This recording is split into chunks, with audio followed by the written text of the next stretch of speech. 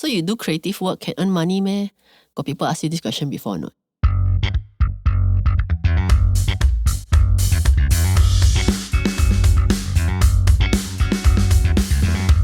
You're listening to Jom Sembang Malaysia.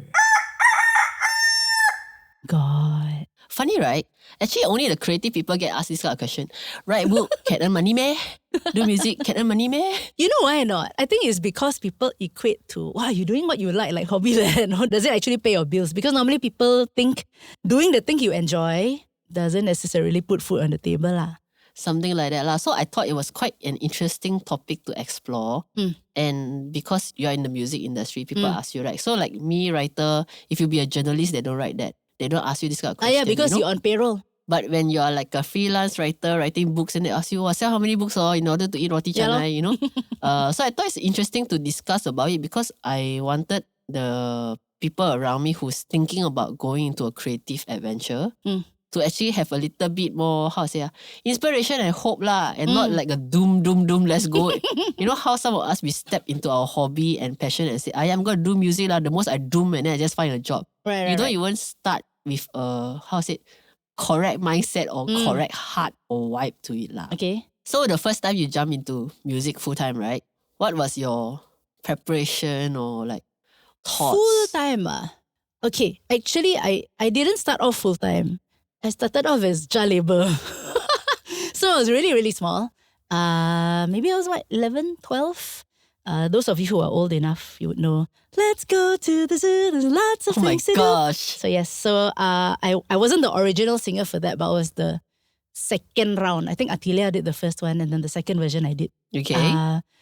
So from the age of 12 or thereabouts, I have begun to earn an income lah from music. So I always thought, not bad this one, go into the studio, a couple of hours, can earn a few hundred ringgit, you know. So for me, I think the first thing about earning money from music was through recording lah. And then after that, I did a lot of backing vocals for artists, you know. This was before I came out with my own album lah. So, you know, the backing vocals is those people who go to, you know, all those harmonies at the back that people don't hear one. Yeah. But, you know, it earns me money. So that's another one. And then I started to, because you recorded already, now the fella need to perform the thing ma. So they need the singer to do live lah. So end up doing performing. So that's the good thing about being a musician or a vocalist. The whole process, you got 3 different job scope you can do. Right? Yes. So you can earn from 3 different job scope, right? But people like me, writer, you write only the other job scope. Unless you do public reading lah. Yeah. You know, and if they pay you for it lah. So yeah, so then after that it's, okay, performing, whether it's as a solo artist or whether I'm backing other people. Actually, you back up other people, easier money, you know. Because you don't have to do all the headache of, crafting the song list. You just go and study the thing, sing, and then you get paid for it lah. Of course, there's different kind of satisfaction. Both also got satisfaction. So, I mean, being a musician or a vocalist doesn't always mean you have to be the forefront lah. Even back at that time, I sang for Tourism Malaysia. Okay. In the studio. Then after that, they wanted, for some launch. So also have to perform. So it ended up, so I also earn money performing for that. So recording and performing. Since you started young and then you started earning money already as you started, then your story will be slightly different lah. Correct. Because everybody say, you already know what it tastes like before you even jump into it full time. Kind of lah, but it was more of like sambilan, you know, you do things on the side. Correct. So when you finally jump full time, was it like a calculated thing? I say, I just need to sing 4 songs a month, then I can cukup makan. No, actually, when I quit my job, I didn't think I would be doing music full time. Why? I thought just didn't occur to me. It was always something that I did. But you're quite talented. It's not like talented. It's not I actually thought I wanted to go and be a writer. You see, you've been singing for 15 years and all that, and then when you finally quit your job, you didn't think you want to do music full time. That is, for me, is like, wow. Blur. No, like wow. Like how, like if someone like you have done it 15 years on the side, earning money quite stably, part time or whatever, finally quit the job, didn't think of jumping into a full time. What about those who like don't even have that 15 years and then now I just finished graduate from music school? That's even more daring, Even more daring lah. I think because for me it was something that I did in the evenings and on the weekends, you know. So side income. Literally it's like the moonlighting thing, right? So daytime I'm gonna do what? At that point, it didn't occur to me. And then I realized oh, I can teach also. Okay. And I wasn't like stuck to, not stuck lah, I wasn't like contracted to a institution. Okay. But it was more people, hey, I'm looking for teacher lah. You know, can teach ah. So yeah, so I started doing that on an individual basis. And then suddenly got groups. Hey, my group want to do singing class. Can come and teach ah. So okay, and then ended up doing workshops. So now I actually got 4 income streams, so to speak. But the thing is, I won't say any of them bring back a big fat paycheck. Unless, let's say you have a series, right? Like a series, like last time when we did for Netflix, you know, like a whole series. And each little one pays maybe a few hundred. But because you do a huge thing, when the check comes in, it's like, whoa, you know, that was a big check. That was a nice check. But when you're doing the thing, it's more like small one, then it accumulates. So that, and then, yeah lah, then after doing the thing, you get royalty lah. So eventually, after you quit your job, your side income slowly, you start to realize that you can actually do full-time lah. It became the real thing without me actually thinking of it lah. I kind of like slid into it lah. Okay, so I don't know if you experienced this. Because as a writer, my friend said, you can lah, you single ma, you know, bachelor, whatever ma. So you don't have to earn a lot of money, so you can do this life. That's true. You know, but if you want to have a family, I tell you one day you sure quit writing lah, cannot cari makan, you know. So which is why, knowing you're also single, so you cannot answer this question. But then I got elderly parent to take care now lah. So Yeah, in a sense, so now I'm beginning I also got parent lah. Yeah, so now I'm beginning to feel it's like, okay, medicine costs money. Hospital bills cost money also. So I'm beginning to measure it a lot more than last time. It's like, I just eat less lah. But now eating less doesn't really do the trick lah. Correct. Yeah, so I cannot like simply turn down and say like, I don't teach today lah, you know. I need to feed myself for next week. So sometimes it becomes a bit more calculated lah. In that sense lah. Not suka-suka already lah. Correct. Yeah. So actually, to answer this question, because a lot of my friends always ask, I find that since you are, we consider single lah, our financial responsibility is towards our parents, but not bigger than that. Right. So that's why we wanted to invite our friend lah to chat about it, because for me, it's very amazing how you can start from somewhere like a small town, coming to KL City to try out, and then doing it full-time in music, and then after that having a family and still managing a very good life. All from outside it looks like a good life. So I won't know until we chat with them. So yeah, maybe after a break we will invite our friend to join us in this conversation.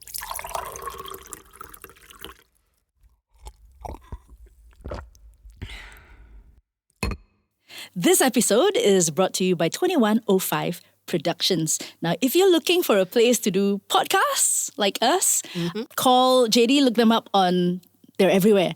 Twitter, Facebook, yeah, but you must Instagram. say 21 and then the 2.:05. 21:05. That's what you should be searching for. Yeah. If you're looking to record a song, a demo, you can do it here too. In the studio today, we have Mr. Icco Elnoel. Everybody put your hands together. Hey, thanks for having me here. Thank you for coming. So Icco was the first person I thought of who can answer this kind of question that we keep getting asked about lah. Yeah. So I was thinking, who can answer this question? Like, people always say that if you are overly established, that's not considered. So for example, like, if you're Siti Nurhaliza established, right? Then of course you earn enough lah. So, but she also had to start somewhere lah. Yeah. So how? Yeah. So like, Icco is at the journey where I find that he's at a peak. And how he got there was very interesting. Plus all the family and all that. Because a lot of musicians, better don't kahwin dulu lah. Nanti I stable dulu and all that. Yeah. You know, so for me, just wanting to understand that journey lah. But maybe we can start from what give you the motivation or the bonus to move out from Sabah to KL to try. Okay, because after I graduated, then I started my career in Sabah as a not busker, stroller. I was playing in a contract job in a hotel. And after like playing for 1.5 years like that, then I feel like musically macam stuck lah. Then is this all to it? Like musically, like why I want to play more and right. Is it because you're playing the same repertoire every week in, week out? Yeah. Then like, okay lah, let's try KL lah, because I did my internship in KL. So my mentor, Pastor Wagner, he brought me to jam session, and I see like the KL music scene was super shock lah that time for me. Then A like bit more challenging lah. like more challenging musically and like more opportunities. So like Okay. at least I got the glimpse of it lah. Ah, So after that, after working in Sabah, then okay lah, let's try KL. okay. Give myself 1 year. Okay. But when you were deciding that, you were still single? Still single. Okay. Yeah. So you came over on your own lah. Macam besides your mentor, macam tak ada kawan lain ke macam mana? Even like friends in KL. Yeah. Got like I think that time I know Juwita already. Okay. Then with Melvin. Ah. Like this small circle lah. Okay. Started from that small circle. So when you moved to KL, what kind of expectation you had? Like, will I still be busking or what you call it just now? Stroller. Stroller in another Stroller. different hotel? Yeah. Or like, what were you expecting? Actually, to be honest, I was just like following the flow. Like, Okay. like I just like wanted to start gigging lah. Basically, that's my idea. That's the main Okay. goal that time. At least can start gigging and starting to get network lah. Okay, so for fun, right? You boarded the flight, you landed here. Yeah. And then what happened? Like Okay. literally, what happened? Okay, good thing my friend, my childhood friend, he was in KL. Okay. So like, okay, come I bring you to your new room and everything. Ah. Then like, just strike me like, wow, this is like really me on my own after that. Ah, I think the first 3 months was quite hard. Because I think I only got like a few gigs and then like most of the time I was just in my room oh no. alone. So like facing the 4 walls in my room every day I like, wow, want to go crazy also. Got ask yourself, Wow. what am I doing Yeah. here? Thought of like, did I make the right choice? Okay. Should I go back to KK? Right. But the 3 months, so it's like not very much work. So got enough money in the bank to cover ke macam mana? Or did you plan? Did you say like, okay, I got enough money and then it's going to last me how many months? 1 ke year, macam mana? he said. I already did some savings agak-agak Okay. can tahan me 6 months lah. Okay. Okay. Plus the rental, everything lah. So Yeah, just yeah. come and try lah, you know. Correct. All right. So if you're doing music, make sure you have some, save some money first and then give yourself some amount of time to try out. Because you need to build your network Correct. also lah kan. To People get the don't- job. Just not Juwita- like tomorrow can go Yeah, and start correct. work. Juwita will go like, oh, there's an Icco here, let's play. Yeah. You know? Yeah. So like that time, like I'm expecting the first 6 months, in case I don't have any job, Okay. can sustain me for six months lah, at All least. right. Okay. Yeah. So when you decided to do music full time, what was your family feedback or Mhm. pandangan? I mean, knowing Sabah, right, you probably said music they might be more accepting than Then here here lah. lah, yeah. Yeah, but even then, when you say you go KL do music, it's different really because I find Sabah people always say KL very expensive. Why Tapi you- KK pun mahal juga. I think Yeah. KK more expensive. See? Yeah. Yeah. So what was your family or friends' Response. view of it? Okay, because when I was like Form 4, I already like thinking, I want to become musician. Suddenly like in love with music so much. Then after SPM, then I got peer pressure. Everyone like going to matriculations. Right. Then I like, scared lah. Like scared music cannot cari makan in Malaysia. So Right. I just went to matrix to do science stream lah. Continue. After matrix, I went to uni. I started my first year with what was that subject? Physics with electronics. You can't even remember.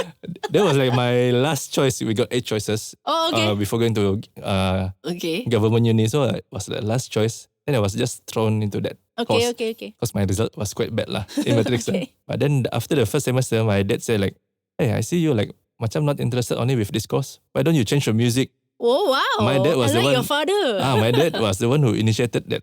Oh, wow. Then like, can you try lah. Then okay. After that, Wow. I went for the audition. Then the lecturer said, okay, because you don't have any music theory background, Mhm. I have to go back to the next intake lah. So I like sort of extended 1 year. Dia macam apa? Peralihan. Macam peralihan. Okay, so you start balik lah from beginning lah. Start balik from first semester lah. Okay. So thanks to my dad who say like, okay, green light, you can go. Wow. Thank you, Mr. Elnoel. Is that your father's name? No. Davy, Mr. Davy. Elnoel is my second name. Okay. Interesting.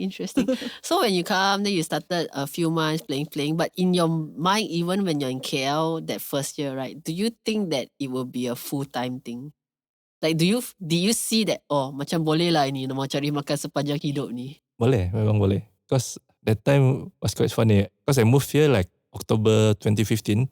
So I got my first New Year Eve gig. Oh, okay. Wah, first year sudah dapat. In a bar lah, in a Chinese bar. Okay. So I got paid 380 for that night. Okay. Then I was telling my friends, wow, KL pay so big, 380 per night for New Year Eve for bar gigs. Okay. Then after that, after like few months, meeting more friends, I like start asking lah. Minimum should be at least 1,000 for New Year Eve. Eve lah, Then I like, oh yes, okay lah, at least like I know lah. The market rate lah. Yeah. So like from there I know like, oh, KL definitely pay much better than KK lah. But actually knowing the rates is helpful. Because at least I don't know how other people see money lah. For example, if I need something, right, that is $3,000, then I will say, okay lah, if I'm him, I just need 3 New Year gig. You need 3 years, is it? 3 times or something like that, you know? Okay. So I would have sit down and thought about it that way and think, I just need to play once a week, 4,000 bare minimum, I can survive. Was it that kind of calculation that inspired you, or how does... Something like that lah. I got my expenses, my rental, food, everything, then I know like how much I should target every month. Okay, so how long did it take to get a regular income lah? Since you moved here, then you say your first 3 months stay at the wall. What was that breakthrough time? I think somewhere between the 4th to 6 months. Suddenly like people start recommending me, like people know I'm new in KL. Okay. Then just like from there, the connection was expanded lah. Okay, Expanding. all right. So I think it's also very important to cover one thing that I really admire about you lah.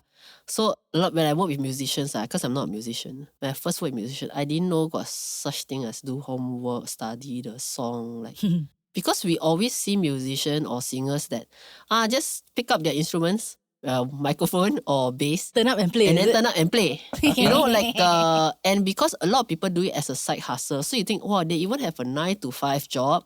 Then they at night kind of play like, how hard can it be? It doesn't look hard. You all make it look so easy that it doesn't look hard. And then when I started to mix with you all a lot longer, I realized that a lot of the musicians that get hired are those who, what we call, do homework lah. Correct. So maybe you can share a little bit more of tips behind the scene of what do you do to ensure that the job keep coming. Like what makes you stand out from others lah? Okay, good question. Because so far I've met so many talented musicians in KL, but some of them just rely on their talents. So they just come to the gig and just whack only. They just play without serving the song, without serving the whole band. And then you also meet people who like really study the song, study their parts well, and then when come to the rehearsal, then first take can jalan already. That kind of thing. So like you asking what's the behind the scene? Yeah. Preparation lah. Preparation lah. Yeah. So that people actually don't think, wow, we pay 1,000 ringgit, he only play one night.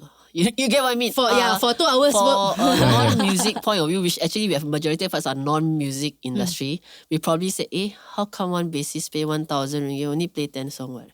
You know, maybe giving the listeners a glimpse of how to appreciate music besides just one song. Why so expensive or whatever is it? You know, what is the process, thought or work that you put in before you play that one song lah. the song lah? Then one song. Okay, let's say I have a gig for this Saturday. Okay. So the singer will give a list of song. So it depends on that gig. Certain gigs you don't have MD, music director. So you have to do charts on your own. So everyone will listen to the songs, write their own charts, learn their own parts. And then make sure like it's like as close as to the recording, but you can still put in your own flavor lah. Okay. Yeah. So I think putting in on your own flavor is the one that like makes like the MD or the singer want you to call you more and more lah. Because you add in a different twist or Got value added. got lah. value Got value added lah. It's not You know, just not like ask you play ABC, you play ABC. it's not just like playing exactly like Spotify. It's like might as well you just play Spotify, right? Yeah. Yeah. I suppose also that learning the song and appreciating the song kan. Because, okay, why I'm saying this is I've worked with many bands before. And there was this particular band yang kira legend lah. Orang panggil dia legend tau, this MD. But I realised his whole band actually don't know the song. Because they just butcher the chart, right? So the MD prepare the chart, they play. And they're actually reading. It's almost like an orchestra when it reads, right? You cannot actually, if I miss the intro, right? You can't repeat, you can't loop the intro because they are just purely reading the chart. In an orchestra, I can understand why that would happen.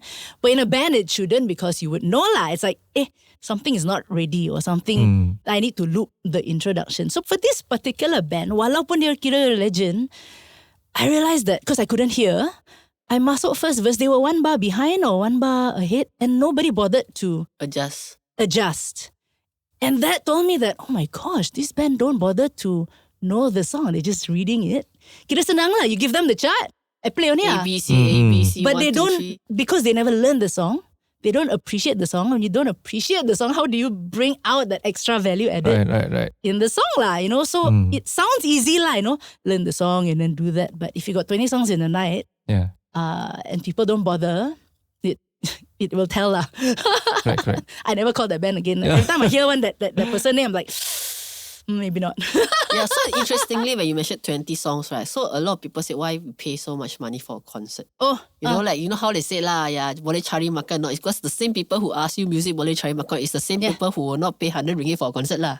Okay. But so I always explain to my friend that if a concert has 20 songs, they need to study 20 songs. They say, study ni very easy. Well, just play the same song in their brain. Music study is easy because they are not studying the way you're studying. They just thought it's on loop. But you guys are putting it on loop by listening. Just now the intro is like that. This one. So it is intensive listening, right? And then you have to do it to 20 songs. But when you explain it to them like that, then it's, no wonder we have to pay quite a lot for music. So do you come across a lot of people commenting stuff like that? Like, hey, why your fees so expensive? Then how you kind of justify or whatever lah? How do you react or respond to this kind of thing? Because like most of the time, I got my jobs when the singer or the MD call me. Okay. So like the MD or the singer is the one who set the price. Okay. I don't know how they deal with the client, but it's most of the time it's the reputation of the singer or the whole band. Yeah, so like they know like certain clients, okay, I really wanted this band because they know lah. They firsthand experience they know this band or this singer can deliver well and will make their event is more like happening lah. Yeah. Okay. Some of them, okay, we are willing to pay this certain amount of money to get this singer or this band. Yeah. So it's mostly the reputation lah, I think. Because I know like certain singers got big range. Certain singer they charge like lower. Certain singer they charge like premium. Because of the different quality that you bring to the table lah. Yeah. Or the different market that they are servicing also lah. Correct. Yeah, because some of the gig you need to dress up. Yeah. Then you better pay me money to get a dress, man. You know that kind of Yeah, stuff. yeah. Half the bill is already the Yeah. dress. Hello. Yeah. You want me what rare tuxedo Yeah. or something like that. So doing music so long, so after the first few years stabilized already, right? You started a family. Was it a concern on your end or your wife end or like your Or her in-law family's end? end. Like, ayo, dia sendiri tak cukup makan tak apalah. Mau kahwin lagi. So yeah, what was the journey in that phase of your life? Okay, after I got married, Before you get married lah. before get married, Masa Hi bertenang wife. courting Yeah. time. Hi Courting wife. time. Saya buat gig punya tau. Saya punya income not very stable or rather not fixed. What was the discussion lah? I'm just talking because a lot of musicians nowadays, they are not willing to commit. right. They're scared that their wife get upset and then they get a divorce or whatever. So yeah, what was your process before you get married? You know, what do you talk with your partner to, you know, work something out? Yeah, because I think that time when we were like still in a relationship as a couple, so she knows how my income is lah. I will tell her like, okay, let's say we get married, got anak, you know lah, as a freelancer, you got the season like up and down lah. And she say, yeah, I understand. She say she okay with it. Yeah, but she also said like, we need to plan our finances well lah. So that you know like when the dry season or the like low gig season, you still got income from the other months to cover for that particular month. Yeah, so like after got married, So the in-laws all never say anything lah. good thing that my in-laws are okay. It's like, hey, how are you gonna provide for my daughter? And my grandchildren. Because I think my wife, the time she told the parents like, actually I'm earning more than her. So like, they like, okay, boleh. Something like that lah. So like, they macam like, okay, boleh. Okay. So They like, got married. but after I got married, like most of the savings went into the wedding lah. Then for that year, I remember 2018, it was quite dry like, for a few months. Don't know what happened. So I was quite concerned because my first baby was incoming already. So like, okay, panic a bit, go and find a day job. So I go job street, find. I saw so that's my first time getting a day job as a music, the one that you curate music for shopping mall one. But I only lasted for 2 months plus. I really cannot sitting in the office. It's not my thing. So it was related to music also lah. It's related to music, but It's it's just like curating 200 songs a day. Okay. not much Okay. movement. Playing. Playing. Okay. That's job lah. That's job. That's job. Music, that's job. I first time hear music, that's job. Yeah. First time working day job also like that. Yeah. But I like how that, sometimes when it's too dry and then you need something, it's okay to actually step out of your so-called career or your industry and go do something else to make sure you're sustainable so that you can come back to what you do.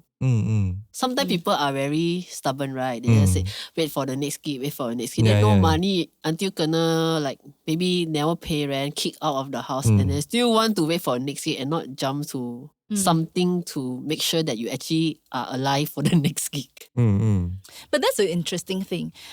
How do you have friends who in the same boat as you? Like, okay, I'm gonna try to do this full time, but actually cannot make it, cannot cari makan. Got. Okay, so then how? Because I know a lot of, well, not a lot, but some end up doing insurance or they do different things, multi-level marketing. How do you? I don't know what goes in a conversation. Let's say you've got a friend who just cannot. When would you tell them to? How do you It's not for you, or Correct. Troubleshooting. How do you know whether they just need to pull through another few months, or actually it just cannot, it just will not work? And what would be the factors lah? Boleh ke tak boleh tu? Because some of them are like, I'm not really close to them. Okay. So I just like heard stories about them like let's say for this one particular guy from KK, he came to KL, try out like for 1 year, then in the end, somehow it stopped working for him, he went back to KK. All right. I don't know the full story, but yeah, I got like few friends like that also lah. Okay. Yeah, but I never like really asked them like, oh, actually what happened and Or do you think that the music gigging industry is very competitive? it is. So maybe like, we only need 10 bassists lah, but there's 50 of you, so. We don't have enough bases. Good ones. I mean, example lah. Because for me, right, if a person is willing to put in their effort and heart, then it should in a way would work out for them eventually one. But the fact that if you try 2-3 years and it still doesn't work, then perhaps the problem is a you problem lah and not an industry problem. Is that accurate to say? Okay, because like when I first moved, I was in this, they say in this music scene is very segregated. Got so many scene. Yeah. Got like divided by language, divided by circle. So I was in this particular circle. So they're all like complaining about the music scene. Hey, it's very politic lah. It's the same people over and over again. Right. They're complaining about other people lah, other scene lah. Then I like just listening to them. Then like, what can I do to break that? So I think like, good thing for me, I'm a dusun.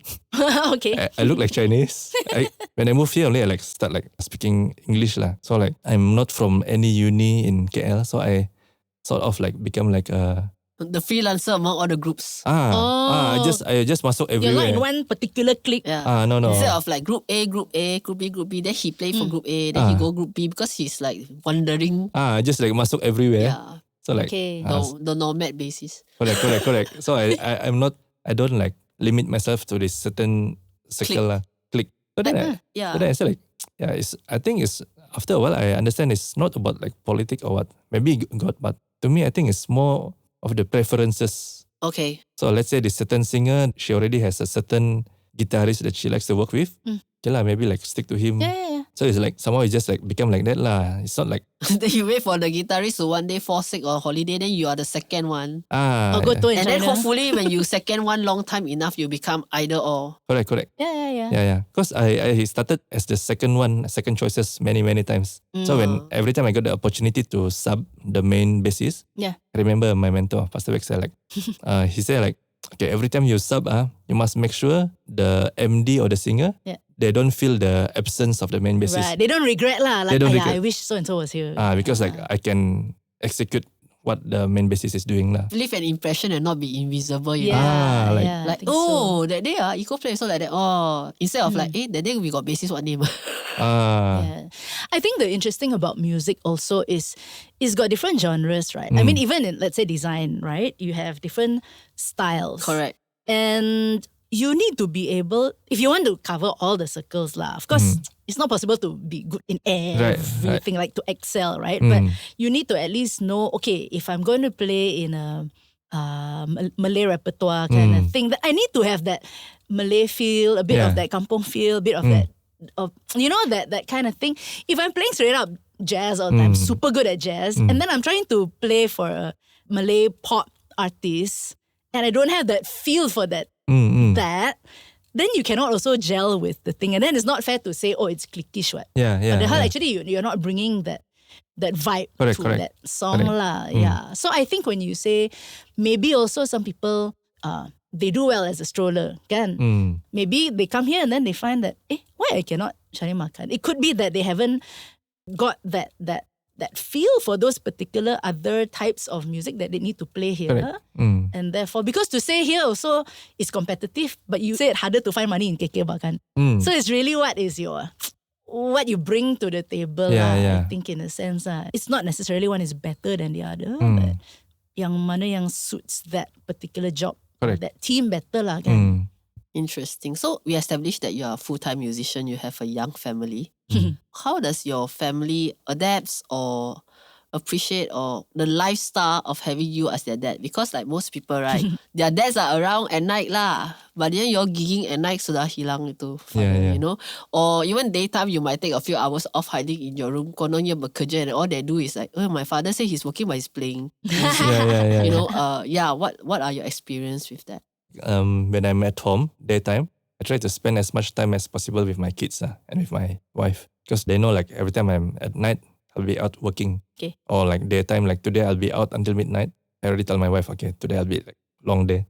So like already like set everything lah. But let's say tomorrow I got free time, daytime I will try to spend more time with the family. They know my work is music lah. And they know how it is lah. My kids, especially my first one, sort of can know like, oh, daddy is always out during this time. Nighttime lah. Not like working hours is not like your brother like that lah. Your brother and your sister-in-law used to go to work at night. And then your nephew think that they were spies. Yes. Nighttime only they all disappear. Yeah, all wear black some more. Black dress in tuxedo or something, you know. Yeah. So like, you know, because I'm asking this because some people they actually find that okay, they want the children to have a bit more normal life, like, you know, got father to tuck them in at night and stuff like that. So but it doesn't really affect your family relationships or stuff like that lah. No, it doesn't. Because like I have to be intentionally to like really spend time with them lah, and to make that bonding lah every day as much as possible. Okay, cool. Interesting. I think we got our answer to what music boleh cari makan ke? Boleh lah tu. Yeah. So you have any other questions you want to? Okay, if somebody came to you now and said, I want to do music full time, what would be your top 3 advice lah to them? Top 3 advice lah. Okay, first you have to really work hard and know your values, what values that you can bring to the table. Let's say there are 10 bassists fighting for that one spot. Okay. What makes you stand out? Why should the MD or the singer hire you? Okay. Yeah, because I've been in that situation many, many times. Because I think I'm not the most talented bassist. I think I got so many other very good skilled bassists in town. So you have to know your strength lah. Yeah, your strength. And then second one, to really manage your finances well. Okay. You never know when is the next COVID or lockdown. Yeah. So when it happens, imagine 2 years you don't have income, that kind of thing. So you really have to manage your finance well. And then 3, just work hard and be adaptable with the current situation. And you don't want to be like that uncle, like, oh, I already play concert, I already play this. I don't need to learn songs anymore lah. But you have to like always keep pushing yourself lah. Always like improving from day by day lah. Whether it's like music skill ka, social media skill ka, your person skill lah, anything lah. Anything that you can improve on, you have to keep on pushing. Now he gives me 2 more questions to ask you. Because just now what really struck me was the values and the adaptability, right? But at what level do we give up our value or adapt too much? So this might be a bit sensitive. So for example, I'm a bassist, I just only wear jeans one. Then sekali ask me wear tuxedo, I don't want to play. You know, some people are like that. And because of that, they lose a lot of opportunity. So what are your thoughts to us? So I just, let me just go wear the tuxedo lah. You know, but wearing tuxedo doesn't look like me lah. So how do you balance between your values and yet adapt without losing your values? Does it even make sense? Like identity lah. A bit sensitive question, for example, just now clothes, right? So maybe someone come out and say, I don't like your janggut, can you shave? Because I want everybody on my stage to very clean cut one. And then they go pay you like quite some money to look clean cut and play lah, you know. With I want that kind of jeans that is like whatever. How do you make that kind of decision? Yeah, that's an interesting one because people forget that musicians, we are entertainers. People look at the visual as well. Correct. You don't want to like wear like cincai or look like cincai also lah. So let's say if the singer say, okay, this week we are wearing, like tomorrow I'm having a rock gig, so we have to like wear more rock lah. I don't have like really rock stuff. So like just adapt lah, just serve the occasion lah. It's not that you are, how to say, it's not like Selling out. Yeah, it's not selling out or what. It's just for the purpose of the job. Just do it lah. If it can pay your bills, why not? Like potong janggut, then after that few days can tumbuh balik also what? His one can tumbuh balik. Yeah. So like at least for me, I'm not trying to be like diva so much. So like whatever that required for the job, I just go for it lah. Interesting. The second thing that you taught is now, okay, actually I forgot totally what's my second point. But I like the idea that you need to be constantly learning and improving and adapting. A lot of people forget about that. And especially in the creative industry. I can write law, that means I can write law. Then they don't figure out how to grow in their writing. You know, like music, they say, I can play law, I can play. They don't figure out how to grow. So what I really like about Icco is you can see that growth. So long lah, we've been working together, right? I can see that growth. Like, she's trying new things, new sound, then new bass. I think that is something that a lot of people should learn how to practice lah. The other question I had was investing in yourself. Because musician, like you said just now, is the fourth. Like entertainment lah. People can see you whether you're playing behind or not, right? Do you allocate some money for wardrobe or something? I should probably ask Juita the same, but yeah. Nowadays, trying to lah. Because last time musicians always known as like, okay, black shirt, jeans, kau team. But then after a while, like, get boring also lah, get bored also. So like, always try to adapt lah. Like another gig this week, we need to wear like something more bright color. In my wardrobe, I don't have many bright colors stuff. So I have to get for it lah. Have to buy lah. I remember my second question. Okay. Social media. Musician and social media. Let's kupas a little bit lah. For example, right, we always think that the vocalist is the one that need to keep up social media.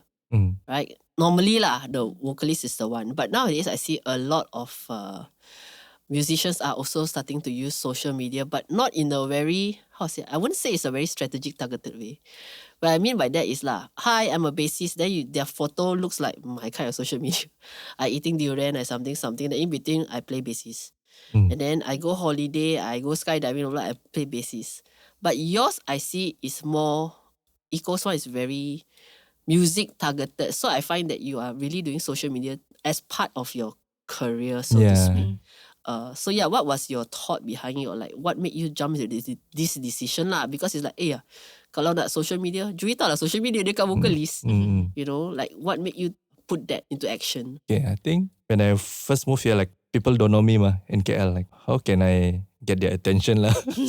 so to speak. So like, I just post my video. Then you have to be slightly muka tembok a bit. Have to be thick face a bit. So like, introduce yourself and then like make friends with other people. Then like, when you see them in person, then you can say, hey, I follow you. Then like, talk a bit. So like, from my experience, my first audition was mostly from my bedroom videos. People see my bass playing, this guy macam boleh main also. So like, they call me for the real life gig lah. So after that real life gig, it's considered like my second audition. So if they call me again for the next few gigs, it means I pass the audition. But if they don't call me, it's okay lah. Maybe like Juita said, like maybe they prefer certain bassists with certain feel and certain vibe. It's both an on and off stage connection lah. Sometimes like off stage macam like doesn't really connect. It's okay lah. So do you create content intentionally? Or it's just that, saya pun tengah buat homework mah, practice. Looks like it, okay, let's post. Or do you like, okay, today I'm going to record one content. Like, how does it work? Nowadays I just like, because I rajin to record. I like to record my gigs and stuff. So like, I got like my library lah in my hard disk. all my videos playing lah. So I don't really plan for it lah, but I just keep archive lah. So anytime like, I feel like, got free time, okay lah, post something lah. Yeah, but that's true because I found also in the recent times when I was looking for new guitarist or whatever, right? People will actually send the Instagram profile, and that becomes your first, or like your audition video almost lah. So it helps lah. It helps. Cool. I finished asking questions. I so like to sit here and be a host when it's not my industry to talk about. But yeah, any last words? No? So I believe we just answer the question lah, ha? What music boleh cari makan? Kalau buat betul-betul, boleh lah kan? Boleh. Jom Sembang Malaysia is hosted by two Malaysians who are passionate about Malaysian stuff. Stay tuned every week for a brand new Sembang session with Cerita Suito and Gina Yap Layung. Today's episode is recorded at Studio 2105. Remember to click like and subscribe for the brand new episode next week.